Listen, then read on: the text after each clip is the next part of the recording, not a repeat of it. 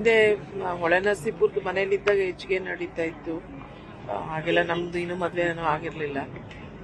ನಂತರ PWD quarters ಅಲ್ಲಿ PWD minister ಆಗಿದ್ರು ನಮ್ಮ ಮಾವ. ಆಗ ಹಳ್ಳಿಯಿಂದ ಎಲ್ಲ ಜನ ಬರೋರು, ಆಗ ಅವ್ರನ್ನೆಲ್ಲ ಚೆನ್ನಾಗಿ ನೋಡ್ಕೋತಾ ಇದ್ರು. ಕಳೆದ ಒಂದು ವರ್ಷದ ಹಿಂದೆ ಕೂಡ ಅವ್ರ ಅನಾರೋಗ್ಯದಲ್ಲಿ ಇದ್ರು ಮೇಡಮ್. ಈಗ ಕೂಡ ಹುಷಾರಾಗಬಹುದು ಅನ್ನೋ ನಿರೀಕ್ಷೆ. ಹೌದು, ಕರೋನಾದಲ್ಲಿ 3 ಬಾರಿ ಅವರಿಗೆ ಆಯ್ತು. ಕೋವಿಡ್ ಬಂದಿದ್ರಿಂದ ಸ್ವಲ್ಪ ಲಂಗ್ಸ್ ಮೇಲೆ ಎಫೆಕ್ಟ್ ಆಗ್ಬಿಟ್ಟು ಅದರಿಂದಾನೇ ಪ್ರಾಬ್ಲಮ್. ಅದು ಏಜ್ ಫ್ಯಾಕ್ಟ್ರು ಬೇರೆ ಅಲ್ಲ, ಏಜ್ ಆದ್ಮೇಲೆ ತಡ್ಕೊಳಕ್ಕಾಗಲ್ಲ 3 ಬಾರಿ ಕೋವಿಡ್ ಅಟ್ಯಾಕ್ ಆದಾಗ. ಹಂಗಾಗಿ ಅದಾದ ನಂತರ ಹಾರ್ಟ್ಗೂ ಸ್ಪ್ರೆಡ್ ಆಗಿ ಪ್ರಾಬ್ಲಮ್ ಆಯ್ತು. ತುಂಬಾ ಪ್ರೀತಿ ಮಾಡ್ತಿದ್ರು, ಯಾವಾಗಲೂ ಕೂಡ ಆಶೀರ್ವಾದ ಮಾಡ್ತಿದ್ರು. ಹೌದು, ನಿಖಿಲ್ ಬಗ್ಗೆ, ಮೊಮ್ಮಕ್ಕಳ ಬಗ್ಗೆ, ಎಲ್ಲರ ಬಗ್ಗೆನೂ ಪ್ರೀತಿ. ವಿಶೇಷವಾಗಿ ನಿಖಿಲ್ ಬಗ್ಗೆನೂ ಹೆಚ್ಚಿಗೆ ಪ್ರೀತಿ. ಮಾವಿನ ಕೆರೆಗೆ ಈಗಾಗಲೇ ಚೆನ್ನಮ್ಮ ಇರುವಂತಹ ಪಾರ್ಥಿವ ಶರೀರ ಇರುವಂತಹ ವಾಹನ ಬಂದಿದೆ. ನೀವು ದೃಶ್ಯಾವಳಿಗಳಲ್ಲೂ ಕೂಡ ಗಮನಿಸ್ತಾ ಇದ್ದೀರಾ. ಮಲ್ಲಿಗೆ ಹೂ, ತುಳಸಿ ಮಾಲೆಯಿಂದ ಮುಕ್ತಿ ವಾಹನವನ್ನ ಅಲಂಕರಿಸಲಾಗಿದೆ.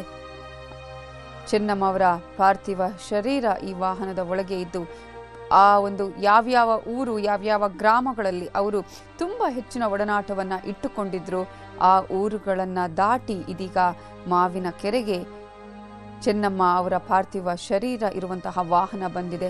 ಕೆಲವೇ ಹೊತ್ತಿನಲ್ಲಿ ವಿಧಿವಿಧಾನಗಳು ಆರಂಭ ಆಗುತ್ತೆ. ಸಾಕಷ್ಟು ಜನಸಾಗರ ಅಲ್ಲಿ ಸೇರಿರೋದನ್ನ ನೀವು ಗಮನಿಸ್ತಾ ಇದ್ದೀರಾ.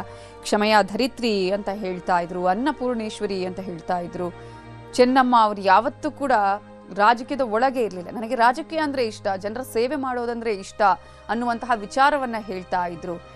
ಆದ್ರೆ ಈ ತರದ ಹೊರಗಿನ ರಾಜಕೀಯ ಮಾಡಿದವರಲ್ಲ ಎಂದು, ಅವರು ಇವರು ಅಂತ ಹೇಳಿ ಯಾರೇ ಇರಲಿ, ಯಾವ ಪಕ್ಷದವರೇ ಇರಲಿ, ಅವರೆಲ್ಲರನ್ನ ಕೂಡ ಪ್ರೀತಿಯಿಂದ ನೋಡಿಕೊಳ್ತಾ ಇದ್ದವರು. ಮನೆಗೆ ಹೋದವರಿಗೆ ಅವರು ಅನ್ನವನ್ನ ನೀಡಿದಂತಹ ಅನ್ನಪೂರ್ಣೇಶ್ವರಿ, ದೊಡ್ಡಗೌಡ್ರ ಕುಟುಂಬದ ಯಜಮಾನಿಯಾಗಿ ಒಂದು ರಾಜಕೀಯ ಕುಟುಂಬದಲ್ಲಿ ಹೇಗಿರಬೇಕು ಅನ್ನೋದನ್ನ ತೋರಿಸಿಕೊಟ್ಟವರು, ಮಾರ್ಗವನ್ನ ಹಾಕಿಕೊಟ್ಟಂಥವರು, ದಾರಿಯನ್ನ ತೋರಿಸಿಕೊಟ್ಟಂಥವರು ಚೆನ್ನಮ್ಮ ಅವರು.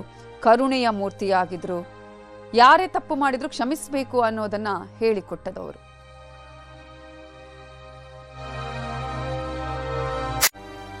ಈಗಾಗಲೇ ದೃಶ್ಯಾವಳಿಗಳನ್ನು ಕೂಡ ನೀವು ನೋಡ್ತಾ ಇದ್ದೀರಾ. ಅಂತಿಮ ಯಾತ್ರೆಯ ಈ ಒಂದು ಸಂದರ್ಭದಲ್ಲಿ ರಸ್ತೆಯ ಇಕ್ಕೆಲೆಗಳಲ್ಲೂ ಕೂಡ ಜನರು ಅಂತಿಮ ನಮನವನ್ನ ಸಲ್ಲಿಸ್ತಾ ಇದ್ದಾರೆ. ಅವರಿಗೆ ಭಾವಪೂರ್ಣ ವಿದಾಯವನ್ನ ಕೋರುತ್ತಿದ್ದಾರೆ. ಸರಳತೆಯ ಸಾಕಾರ ಮೂರ್ತಿಯಾಗಿದ್ದಂಥವರು ಚೆನ್ನಮ್ಮ. ಯಾವುದೇ ರಾಜಕೀಯ ಹಮ್ಮು ಬಿಮ್ಮುಗಳಿರಲಿಲ್ಲ. ತನ್ನ ಪತಿ ಮಾಜಿ ಪ್ರಧಾನಿಯಾಗಿದ್ದವರು, ಮುಖ್ಯಮಂತ್ರಿ ಆಗಿದ್ದವರು, ತನ್ನ ಮಕ್ಕಳು ಕೂಡ ಈ ರೀತಿಯಾಗಿದ್ದವರು ಅನ್ನುವಂತಹ ಯಾವುದೇ ಒಂದು ರಾಜಕೀಯ ಲೇಪನ ಇಲ್ಲದಂತಹ ಸರಳ ಸಜ್ಜನಿಕೆಯ ತನ್ನ ಮಾತೃ ಹೃದಯದಿಂದಲೇ ಎಲ್ಲರ ಮನಸ್ಸನ್ನ ಗೆದ್ದವರು ಚೆನ್ನಮ್ಮ ಅವರು. ಚೆನ್ನಮ್ಮ ಅವರಿಗೆ ಇದೀಗ ಅಂತಿಮ ವಿದಾಯವನ್ನ ಕೋರಲಾಗ್ತಾ ಇದೆ. ಮಣ್ಣಿನ ಮಗಳಿಗೆ ಕಣ್ಣೀರ ವಿದಾಯ, ಬೀಳ್ಕೊಡುಗೆಯನ್ನ ಅಲ್ಲಿನ ಜನ ಕೊಡ್ತಾ ಇದ್ದಾರೆ. ಇನ್ನು ಕೆಲವೇ ಹೊತ್ತಿನಲ್ಲಿ ಅಂತ್ಯ ಸಂಸ್ಕಾರವನ್ನ ನೆರವೇರಿಸಲಾಗುತ್ತೆ. ರಮೇಶ್ ಅವರ ಕೊನೆಯ ಮಗ, 4 ಮಂದಿ ಗಂಡು ಮಕ್ಕಳಲ್ಲಿ ಕೊನೆ ಮಗ ರಮೇಶ್ ಅವರಿಂದ ವಿಧಿವಿಧಾನವನ್ನ ನೆರವೇರಿಸಲಾಗುತ್ತೆ. ಮಾವಿನ ಕೆರೆಯತ್ತ ಇದೀಗ ಕುಟುಂಬ ಆಗಮಿಸ್ತಾ ಇದೆ. ನೀವು ದೃಶ್ಯಗಳಲ್ಲೂ ಕೂಡ ಗಮನಿಸ್ತಾ ಇದ್ದೀರಾ. 2 ರಿಂದ 4 ಗಂಟೆಯ ವೇಳೆಗೆ ಅದರಲ್ಲೂ ಕೂಡ ವಾಸ್ತು ಪ್ರಕಾರವೇ ಆಗಬೇಕು, ಸಮಯದಲ್ಲೇ ಆಗಬೇಕು ಅನ್ನುವಂಥ ಹಿನ್ನೆಲೆಯಲ್ಲಿ ಈಗಾಗಲೇ HD ರೇವಣ್ಣ ಅವರು ಇವೆಲ್ಲವನ್ನ ಕೂಡ ನಿನ್ನೆಯಿಂದಲೂ ಎಲ್ಲ ವಾಸ್ತು ಪ್ರಕಾರ ಆಗಿರ್ಬೋದು, ವಿಧಿವಿಧಾನಗಳು ಹೇಗೆ ಸಾಗಬೇಕು ಅನ್ನೋದ್ರ ಕಂಪ್ಲೀಟ್ ಆದಂತಹ ಒಂದು ಮಾಹಿತಿಯನ್ನ ಇಟ್ಕೊಂಡು, ಮಾಹಿತಿಯನ್ನ ತಿಳಿದುಕೊಂಡೇ ಎಲ್ಲಾ ವ್ಯವಸ್ಥೆಯನ್ನ ಕೂಡ ಮಾಡಿದ್ದಾರೆ. ಈ ಹಿನ್ನೆಲೆಯಲ್ಲಿ ವಾಸ್ತು ಪ್ರಕಾರವೇ ಚೆನ್ನಮ್ಮ ಅವರ ಅಂತ್ಯಕ್ರಿಯೆ ಕೂಡ ನೆರವೇರುತ್ತೆ. HD ರೇವಣ್ಣ ಅವರ ಸಲಹೆಯಂತೆ ಅಂತ್ಯಕ್ರಿಯೆ ಸ್ಥಳಕ್ಕೆ ವಾಸ್ತು ತಜ್ಞರಾದಂತಹ ಹರಿಪ್ರಸಾದ್ ಅವರು ಕೂಡ ನಿನ್ನೆ ಕೂಡ ಭೇಟಿ ಕೊಟ್ಟಿದ್ರು. ಹೇಗಿರಬೇಕು, ಏನು ಎತ್ತ ಅನ್ನೋದ್ರ ಬಗ್ಗೆ ಕೂಡ ಮಾಹಿತಿಯನ್ನ ಅವರು ಕೊಟ್ಟಿದ್ರು.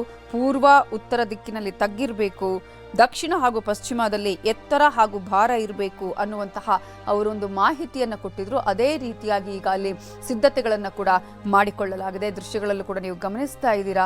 ಮಾವಿನ ಕೆರೆಯಲ್ಲಿ ಚೆನ್ನಮ್ಮ ಅವರ ಪುತ್ರ ಕೇಂದ್ರ ಸಚಿವರಾಗಿರುವಂತಹ HD ಕುಮಾರಸ್ವಾಮಿ ಅವರು ಅಲ್ಲಿ ಮಾತನಾಡ್ತಾ ಇರುವಂತಹ ದೃಶ್ಯಗಳನ್ನು ಕೂಡ ನೀವಿಲ್ಲಿ ಗಮನಿಸ್ತಾ ಇದ್ದೀರಿ.